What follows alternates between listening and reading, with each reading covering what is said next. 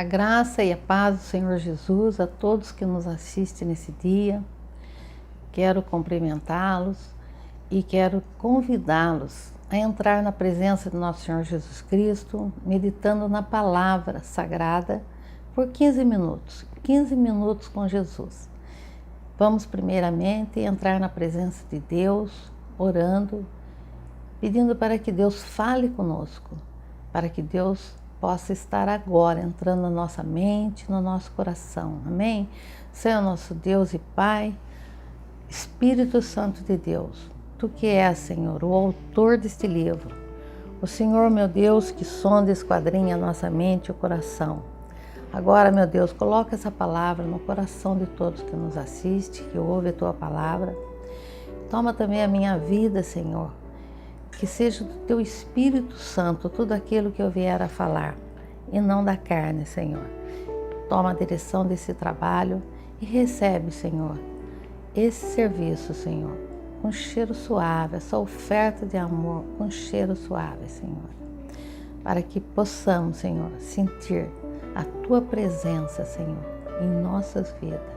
É isso que eu te peço e já te agradeço em nome do Pai, do Filho e do Espírito Santo de Deus. Queridos, estamos então agora por 15 minutos meditando continuação do livro do apóstolo Paulo, a carta de apóstolo Paulo a Tito. Eu queria agora meditar com vocês, o tema que Deus fala conosco nesta tarde, neste dia, nesta manhã, é a respeito de por que a igreja, como organização social que ela é, mas também uma instituição divina, cujo cabeça é Jesus Cristo, a igreja é o corpo de Cristo e Cristo é a cabeça da igreja. Por que ela deve ser muito bem organizada, muito bem disciplinada? Deus é um Deus ordeiro, Deus é um Deus de ordem. Deus sempre estabeleceu liderança e hierarquia, dividiu trabalho, tarefas e funções. Logo que Moisés saiu do Egito com o povo, o que aconteceu? Quando eles pararam ali no Monte Sinai, Deus chamou Moisés e deu a ele os 10 mandamentos, que são leis atemporais, leis eternas, permanentes. Deu uma série de leis temporais, que era o período pelo qual o povo caminhava ali no deserto. Deu a ele uma série de instruções a respeito da construção do tabernáculo.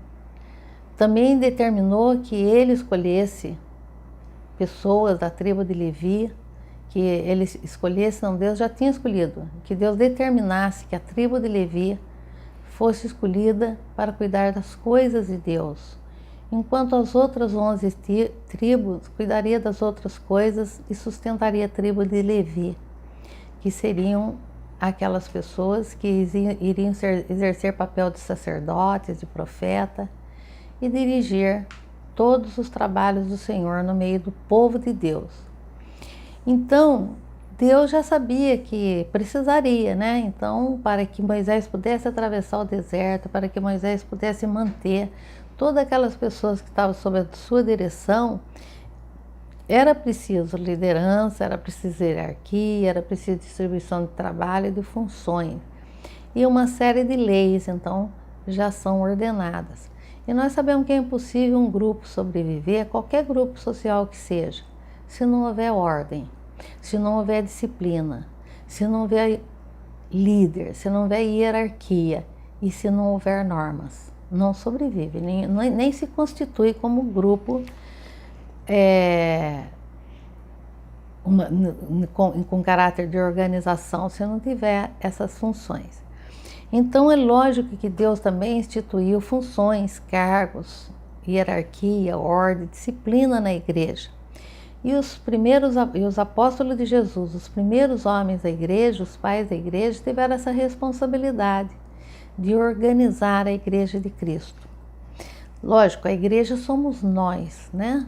Cada um de nós somos o templo de nosso Senhor, Ele habita em nós. Mas quando se junta um grupo de pessoas que forma a congregação, nós já falamos sobre isso, a congregação também se denomina igreja, a igreja de Cristo, que é o corpo. formado por vários membros, e cada membro ali tem uma função diferente. Agora, a preocupação de Paulo, quando ele diz lá no livro de... Quero ler primeiramente com vocês, o capítulo 1 de Tito, de 1 a 4, quando ele se dirige, de Paulo, quando ele se dirige a Tito. Paulo, servo de Deus e apóstolo de Jesus Cristo, segundo a fé dos eleitos de Deus e pleno conhecimento da verdade, que é segundo a piedade, na esperança da vida eterna, a qual Deus, que não pode mentir, prometeu antes dos tempos eternos e em tempos próprios manifestou a sua palavra pela pregação que me foi confiada segundo o mandamento de Deus, nosso Salvador. A Tito, meu verdadeiro filho, segundo a fé, que nos é comum, graça e paz da parte de Deus Pai e de Cristo Jesus, nosso Salvador. Então ele se dirige nessa carta a Tito, colocando ele, como nós vamos ver agora no versículo 5, por esta causa te deixei ingrata para que pudesses em boa ordem, o que ainda resta de cidade em cidade, estabelecesse presbíteros, como eu já te mandei. Apóstolo Paulo. Apóstolo é aquele que funda, que lança os fundamentos, a igreja. E os fundamentos foram lançados já por Paulo. Agora, ele deixa as igrejas sob a direção de homens sérios, né? Tito, nós já falamos na nossa reunião anterior, no nosso estudo anterior, era um desses homens do qual Paulo agora deixa encarregado de organizar as igrejas. E agora nós vamos ver no dia de hoje, nesses minutos, alguns elementos importantes, né? Nós vamos ver aqui que no capítulo, ainda no capítulo 1, do 6 ao 9, ele fala assim: aquele que for irrepreensível, marido de uma só mulher, que tenha filhos fiéis, que não possam ser acusados de dissolução e nem são desobedientes. É necessário que o bispo seja irrepreensível como dispenseiro de Deus, não soberbo, nem irascível, nem dado ao vinho, nem espancador, nem cobiçoso de torpe ganância. Deve ser hospitaleiro, amigo do bem, sóbrio, justo, piedoso, temperante. Deve reter firme e fiel a palavra, que é conforme a doutrina, para que seja poderoso tanto para demoestar na sã doutrina, como para convencer os contradizentes. Aí está o perfil de um homem de Deus. Se ele negar alguma dessas características, ele não pode estar à frente de um trabalho. Ele não pode estar dirigindo pessoas, porque o cego vai derrubar todo mundo no abismo, né? Então, primeira recomendação que eu gosto de dar: você está numa igreja? Amém. O corpo de Cristo, a igreja de Cristo, ela tem caráter universal, qualquer lugar que você congregue. Mas a pergunta é: quem está pastoreando a sua igreja? Analise a conduta do presbítero, do pastor, do bispo, do obreiro, qualquer nome que se queira dar a ele. Esses são nomes bíblicos, né? Presbítero, pastor, bispo, são nomes bíblicos daquele que está à frente de um trabalho na obra do Senhor.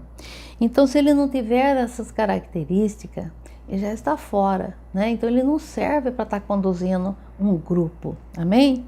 Então, começa por aí, o trabalho de Tito. Ao organizar uma igreja, é a escolha daquele que vai dirigir. Só posso consagrar homens, mulheres que têm esse perfil, amém? Aí, se nós andamos mais um pouco no 12 e no 14, nós vamos ler assim: um dentre deles, seu próprio profeta, disse: os cretenses são sempre mentirosos, bestas ruins, ventres preguiçosos. Esse testemunho é exato, portanto, repreende-os severamente para que sejam sãos na fé, não dando ouvido a fábulas judaicas nem a mandamentos de homens que se desviam da verdade. Olha, existe sim, como eu falei no capítulo anterior, no estudo anterior, existe sim lobos vestidos de cordeiro, enganando multidões de pessoas. esses têm que ser repreendidos. A palavra fala que nós devemos repreender os maus líderes. Não é destruí-lo, pelo contrário, é dar apoio a eles, é cuidar deles, mas eles não podem permanecer à frente do trabalho. Eles não podem, mas eles têm que ser recebidos pelos irmãos com carinho, com amor, para que seja ajudado, para que ele possa se converter dos seus pecados, para que ele possa mudar e para que ele não venha a perder a salvação. Amém? E se nós andarmos ainda mais um pouco, no 15:16, versículo 15:16, nós vamos ver assim: todas as coisas são puras para os puros, mas nada é puro para os corrompidos e descrentes. Antes, a sua mente como a sua consciência estão contaminadas. Queria deter aqui um pouquinho no 15, você fala, mas aquela pessoa se diz pastor, e ele faz isso, ele disse isso, ele está se enriquecendo com o dinheiro do povo, ele está adulterando, eu conheço a vida dele, eu sei quem é aquele homem que está no púlpito, ele não poderia estar ali. Misericórdia, né? Que Deus tenha compaixão dessa pessoa, porque quando Deus, a palavra de Deus diz assim, aos pastores, cabe a Deus julgar. E você não imagina o quão terrível é quando Deus põe a mão na cabeça de uma pessoa para castigá-la, para puni-la do erro. Então, irmãos, nós temos que orar e cuidar dessas pessoas. E no versículo 16 ele diz assim: professam conhecer a Deus, mas negando-o pelas suas obras, sendo abomináveis, desobediente e reprovado em toda hora. São aquelas pessoas hipócritas, são aquelas pessoas desobedientes, são aquelas pessoas que fazem má obras, estão usando o santo nome de Deus em vão. Ele está em pecado, ele está usando o santo nome de Deus em vão. Mas Deus está escrevendo isso. Deus está vendo, os olhos do Senhor estão em todo lugar. E Deus vai julgar essas pessoas. E essas pessoas vão pagar muito caro pelo que elas estão fazendo. Mas a nós não cabe senão, de todo o coração, com todo carinho, ademoestá-los. Mas não aceitá-los na direção do trabalho. Isso não é possível. Essas pessoas continuarem detonando a sã doutrina, mudando as coisas, fazendo coisas erradas, dando mau testemunho. Nós não podemos aceitar isso daí. Mas a gente pede para aqueles que ainda não têm um grande entendimento da palavra, não mire nos homens, mire em Deus. Mas se você vê num homem de Deus, numa mulher de Deus, coisas que não estão certas, que eles estão no pecado, saia, deixa que Deus vai julgá-lo. Mas saia da presença dessa pessoa, mas não saia da presença de Deus. Não deixe a congregação como muito fazes, não deixe. Mas você tem o direito de congregar onde você quiser, né? E Deus permitiu mesmo que tivesse muito tipo de igreja. Nós temos igrejas silenciosas, temos igrejas muito barulhentas, nós temos igreja onde tem muitos jovens, nós temos igreja com pessoas mais idosas. Amém por isso, que Deus respeita a nossa personalidade. E isso não importa, e nós não vamos dizer se uma igreja, porque ela é silenciosa, é melhor do que a barulhenta, ou a barulhenta é melhor do que a silenciosa.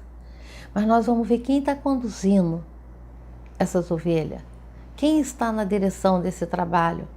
Então veja que hoje nós atentamos para a liderança, para o líder religioso, irmão. Eu peço a Deus que você esteja nas mãos de um bom pastor, que pastoreie com ciência e conhecimento, com a unção de Deus na sua vida.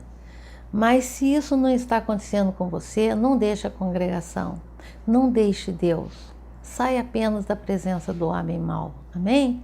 Que Deus o abençoe e esteja conosco no nosso próximo encontro na semana que vem, quando estaremos dando continuidade ao estudo do livro de Tito. Amém? Deus abençoe, que a graça do nosso Senhor Jesus Cristo seja com você.